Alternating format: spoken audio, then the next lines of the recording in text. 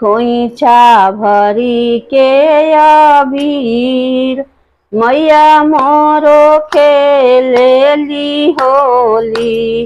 खोइछा भरी के अबीर मैया मोरो खेलेली होली। खोइछा भरी के अबीर खोइछा भरी के अबीर मैया मोरो खेलेली होली। खोइछा भरी के अबीर मैया मोरो खेलेली होली। खोइछा भरी के अबीर मैया मोरो खेलेली होली। पहिला होली गंगा जी में खेलली। पहिला होली गंगा जी में खेलली। गंगा जी भइली लाल लाल मैया मोरो खेलेली होली। गंगा जी भइली लाल लाल मैया मोरो खेलेली होली। गंगा जी भइली लाल लाल मैया मोरो खेलेली होली। खोइछा में भरी के अबीर मैया मोरो खेलेली होली। पहिला दूसरा होली कमाछिया में खेलली। दूसरा होली कमाछिया में खेलली। कमाछियाली भइली लाल लाल मैया मोरो खेलेली होली। खोइछा में भरे के अबीर मैया मोरो खेलेली होली।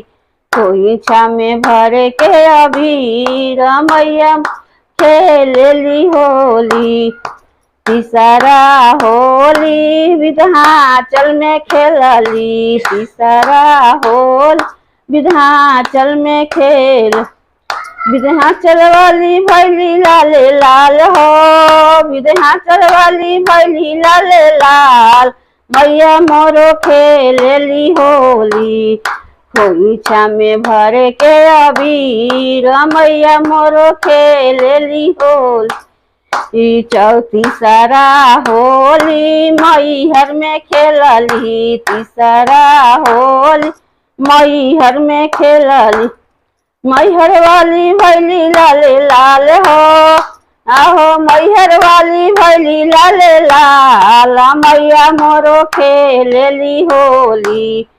खोइछा में भरे के अबीर मैया मोरो खेलेली होली। चौथा होली पटना में खेलली। चौथा होली पटना में खेलली। पटन देवी भइली लाल लाल हो। आहो पटन देवी भइली लाल लाल मैया मोरो खेलेली होली। खोइछा में भरे के अबीर मैया मोरो खेलेली होली। छठवा होली आरा में खेलली। छठवा होली आरा में खेलली। आयरन देवी भइली लाल लाल हो।